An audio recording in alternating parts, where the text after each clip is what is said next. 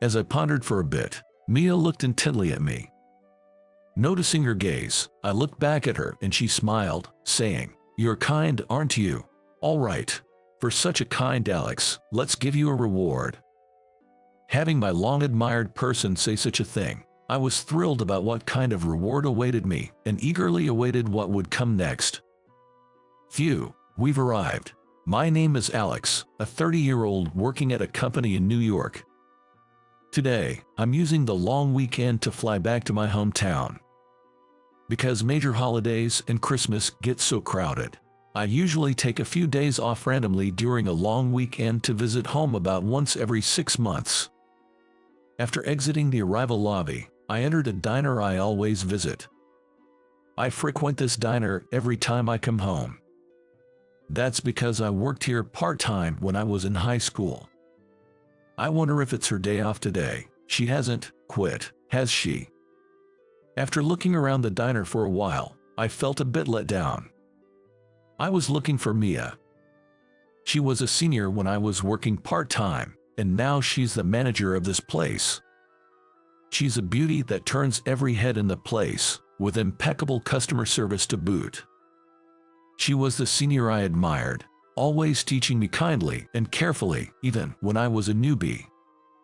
And she was the only woman who ever called my smile cute. Ever since I was a kid, I've been teased by my classmates for my squinty-eyed smile, making it a complex of mine.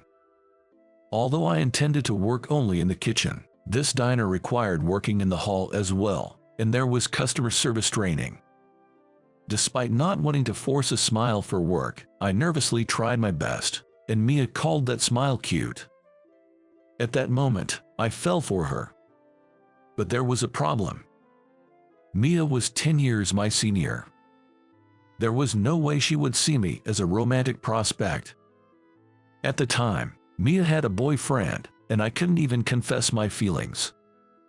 After quitting the part-time job to attend college in New York, I ended up working there, and during my biannual visits home, I'd drop by this diner, chat with her if she was working.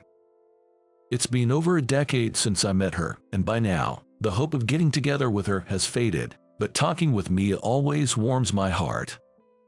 Seeing Mia during my visits home was always a soothing moment. 2 days later, I ended my visit home and headed to the local airport a bit early. Peeking into the diner where I used to work, I spotted Mia before entering the shop today. Her radiant smile still dazzled me. I then stepped inside the diner.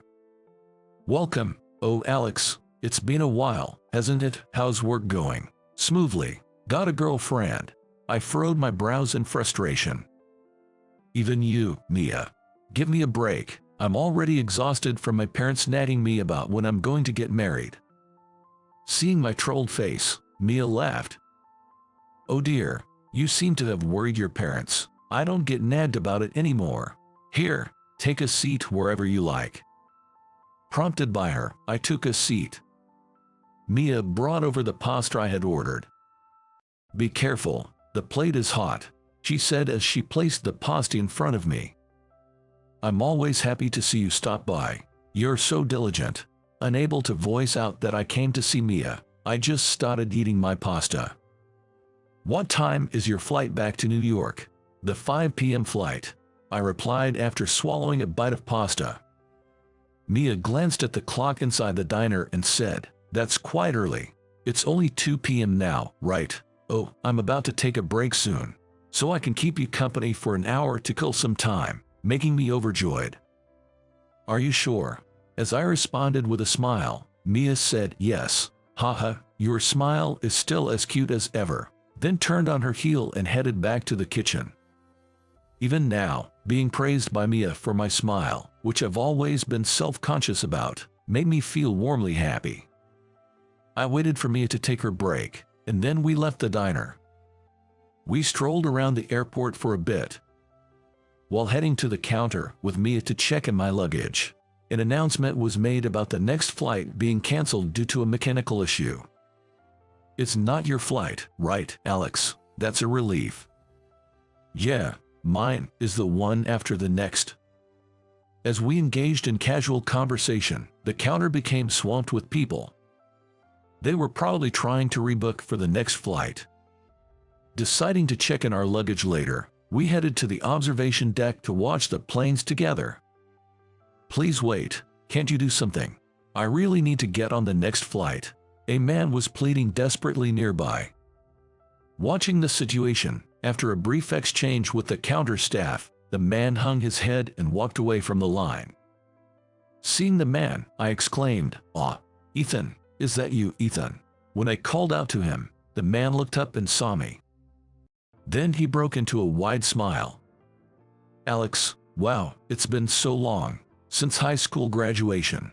"Yeah, it has. How've you been? What's going on with you?" As I asked, Ethan glanced at Mia standing next to me.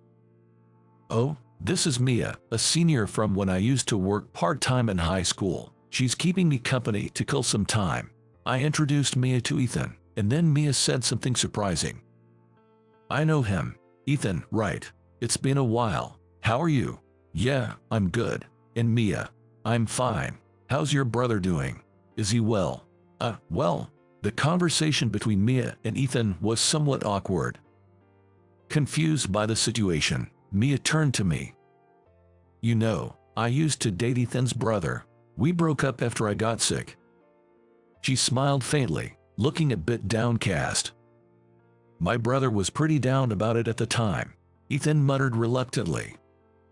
Hearing that, Mia said, "I see. I must have left him with a heavy burden," with a smile, but Ethan couldn't look directly at her. "What's going on with you, Ethan? You were yelling about something earlier." Mia continued the conversation as if nothing had happened. "Oh, well, that." Ethan scratched his nose awkwardly. "You're hiding something, aren't you?" Mia pointed out sharply.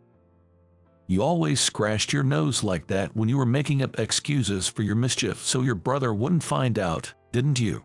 Exposed like that, Ethan's face turned red. "It's okay, don't worry about me. I need to hurry." With that, Ethan tried to leave us behind. But I stopped him. "It's not like you don't care, right? It's rare for you to raise your voice like that." When I said this while looking directly at Ethan, he hung his head. "My wife, she's pregnant right now." At his words, Mia smiled gently. "Ethan is so kind." Faced with this response, Ethan looked embarrassed. I was clueless and just silently watched the two of them. "You know, I broke up with Ethan's older brother because my illness left me unable to have children. I guess Ethan is being considerate and avoiding a topic of pregnancy around me." I was shocked by this huge revelation, and Ethan nodded. Mia looked at Ethan with a serious, almost angry gaze. "You don't have to be considerate towards me. What happened? Is something wrong with your wife?" Confronted by Mia's intense stare, Ethan reluctantly shared. "It seems she slipped on the stairs despite being early in her pregnancy and had to be rushed to the hospital." I was surprised, and Mia exclaimed, "That's terrible. You need to go back immediately." "But the flight is fully booked, and I'm first on the wait list." Ethan nervously checked the counter. He was probably waiting for his name to be called. Mia glanced at the counter. "I have a friend at the check-in. Let me ask for you." As Mia was about to rush to the counter, I grabbed her wrist to stop her. "What are you doing? We need to hurry." Mia glared at me, frustrated.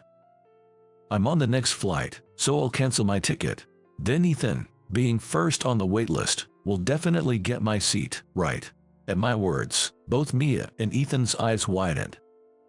"That's really kind of you, but it would be troublesome for you."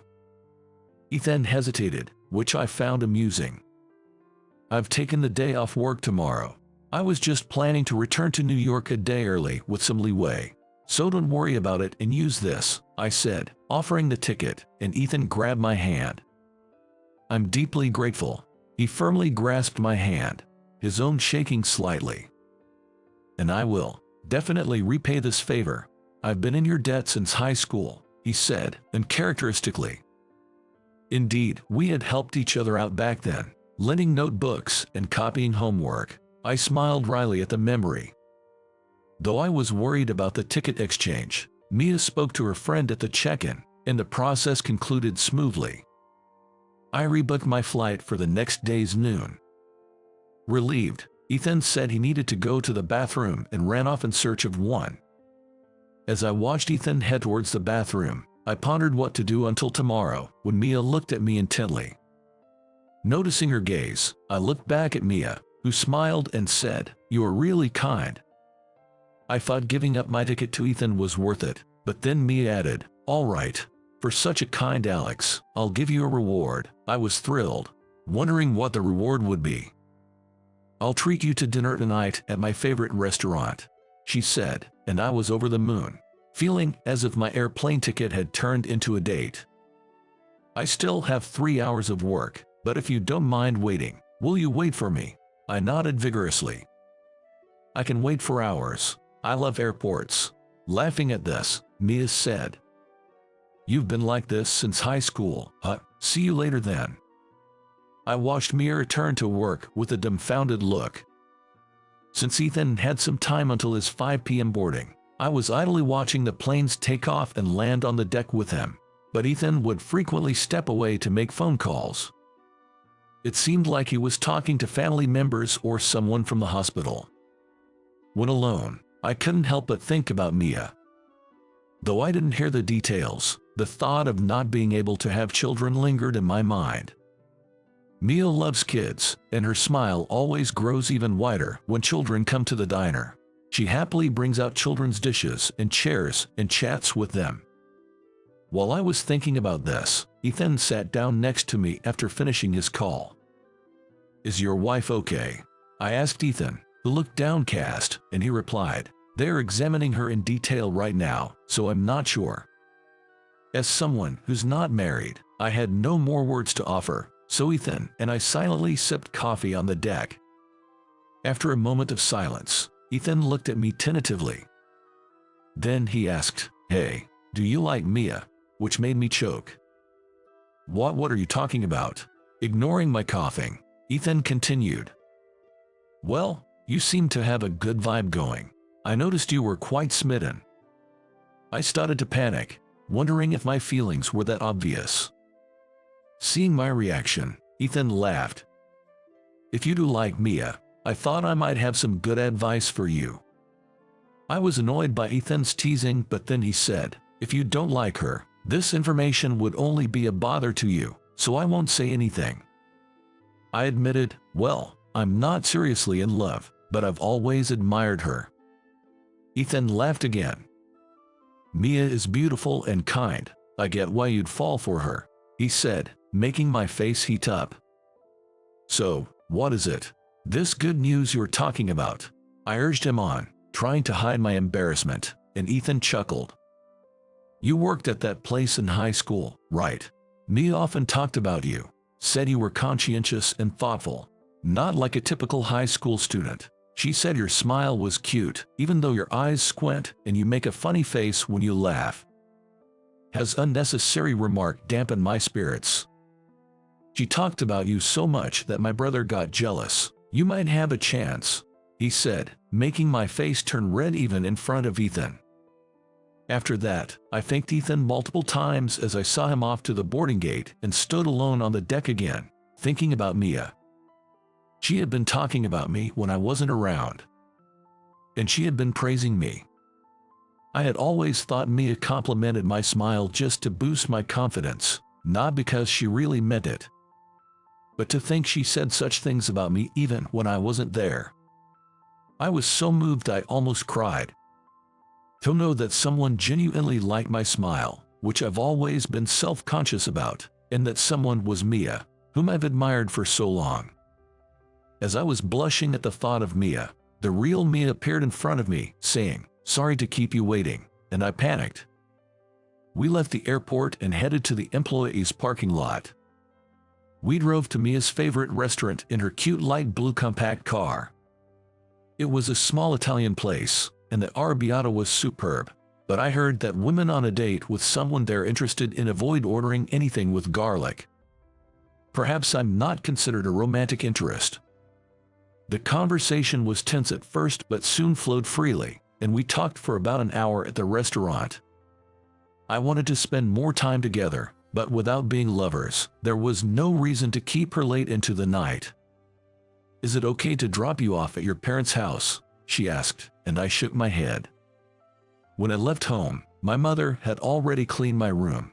I thought it'd be bad to extend my stay, so I booked a hotel. There were no single rooms left, so it's a twin, I explained, having booked the hotel while waiting for Mia. When I told her the name of the hotel, Mia grinned. "A room for two, huh?" As I was admiring her beautiful smile, she said, "It must be lonely in such a big room by yourself," and I chuckled. "I'll enjoy the spacious room all by myself." At my words, Mia's smile widened and she dropped a bombshell. "Should I stay with you then?" I turned bright red and panicked. "No, that's with Mia. Stay over." "No, that can't be right. A man and a woman in the same room, that's not appropriate," I blurted out, flustered, and Mia burst into laughter. "Ah ha ha, come on. Nothing's going to happen with a woman 10 years your senior, right?" Mia said, laughing. After a good laugh, she looked a bit melancholy. "Well, it wouldn't matter if something did happen. I'm not really a woman anymore." She laughed self-deprecatingly and said, "Don't say that, Mia, you are always a wonderful woman." Unable to come up with anything more clever to say, I looked down. Then Mia took a deep breath, started the engine, and said, "Do you still have time? Let's go for a little drive," steering the car in the opposite direction of the hotel. Holding the steering wheel and looking straight ahead, Mia began to talk. When she and her boyfriend, Ethan's older brother, were discussing marriage, Mia was struggling with irregular periods. The pain became so severe that she went to the hospital, where she learned she had to have a hysterectomy due to her condition. It was aggressive and had been caught late, leaving no option but a complete removal. I regretted it so much. If only I had gone to the hospital sooner. If only I had gotten my regular periods checked. After losing her uterus and the possibility of having children, Mia broke up with her boyfriend. He said it was okay not to have children, but Mia's guilt kept growing. This guilt sometimes turned into irritation, which she took out on him, leading to an increasingly strained relationship and eventually to their breakup. When we decided to break up, I was so sad, but a big part of me was relieved. Now he could have his own children with someone else. Mia said this with a slight smile, still looking ahead. I had to throw myself into work. Just then, the manager was quitting, and I applied for the position. By dedicating herself to her job, she avoided relationships with men. Mia shared all this with me. Thanks to that, every time I came home, I could see Mia. Mia smiled at my words. And then we arrived at our destination. It was a hill overlooking the town, offering a beautiful view of the night lights. There was a space to park the car, with a clear view of the town below. "It's beautiful," I murmured, and Mia looked pleased. "It can't compare to New York's night view, but I love it here. When I'm feeling down, I come here to watch the night sky." Mia's face, illuminated by the night lights and the moon, looked incredibly mystical and beautiful. As I looked at her, my mouth moved on its own. "I like you," I confessed to Mia in just one sentence. Mia looked surprised for a moment but then laughed. "What brought this on all of a sudden? Oh, do you mean you like the night view? Did I misunderstand?" Even in the moonlight, I could see her blushing as she laughed. I remembered my conversation with Ethan. There might be a chance. If I don't say it now, I might never get another chance. I gathered my courage. "No, I mean, I've liked you, Mia, for a long, long time, and I still do." I made sure Mia had no way to avoid my gaze, telling her seriously. Mia realized my confession was sincere, stopped laughing, and looked at me sternly. "Do you pity me? I don't need your sympathy." Her voice contained a slight anger, and I shrank back but said, "It's not pity or anything like that. I've liked you since high school. I know I'm 10 years younger and probably not considered a romantic prospect, but could you start considering me as one now?" Mia then looked at me with a pitying expression. Alex, you're still 30, right? No, it's not right. Don't waste your time on an old lady like me. Marry a cute girl, have children, and show me their faces. I can't have my own kids, but I still love them, so I want to see your kids.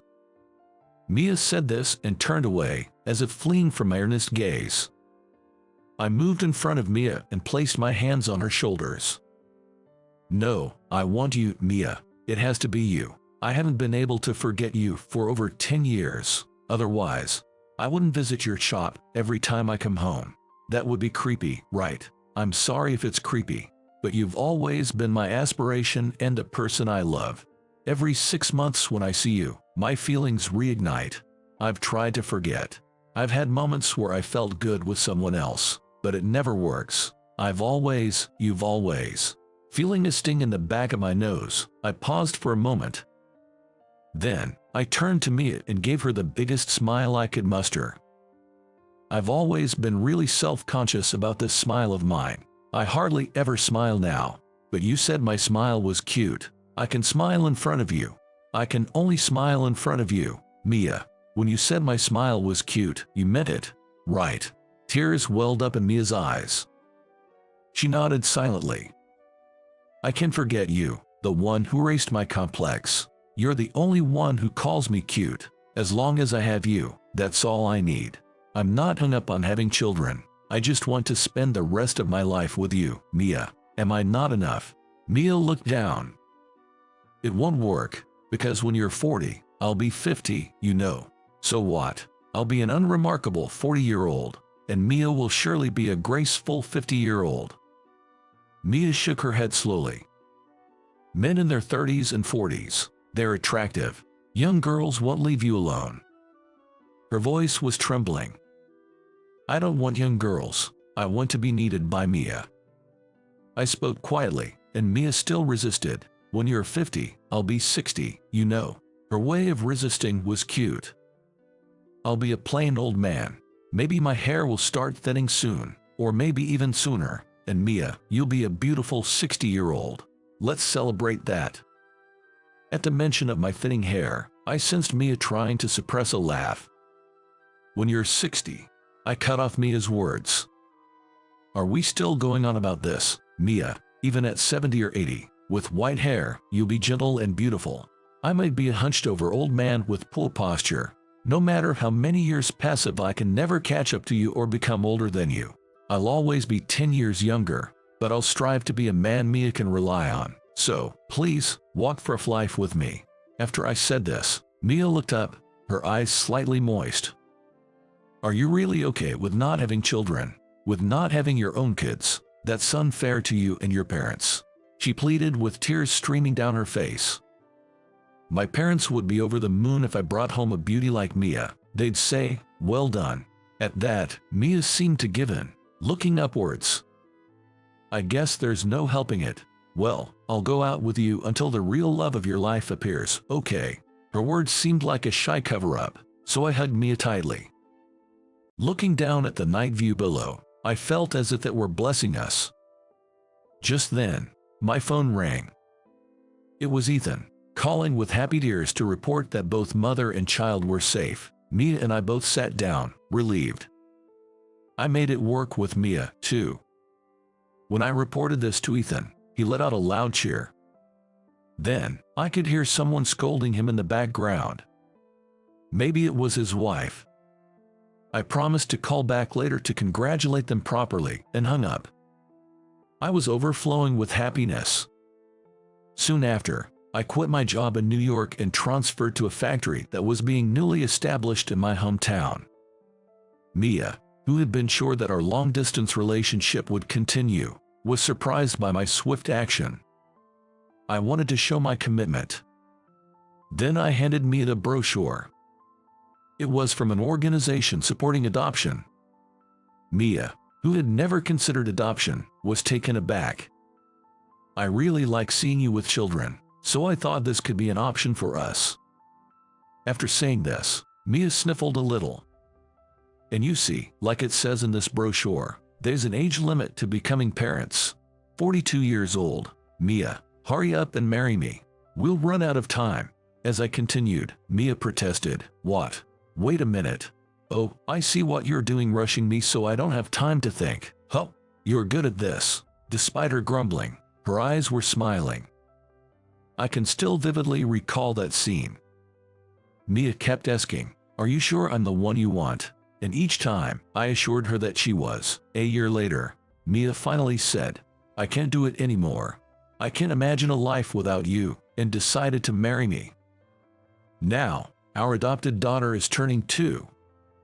Mia strokes our daughter's head as she naps and looks at her with such tenderness. "I'm so happy right now," Mia says, her face radiating with loving kindness. "Thank you for not giving up on me, Alex," she says with a smile. As I chuckle bashfully, Mia starts to share something. "I was actually considering switching jobs, not just at the diner, but then I realized I wouldn't see you whenever you came back home, so I stayed there." Whispering so as not to wake our daughter, Mia shares this, and I blush deeply. "Why didn't you tell me something so nice sooner?" I protest. Mia responds, "I thought you wouldn't give up on me if I said that." "I wouldn't have given up anyway," I say with a laugh, and Mia laughs too.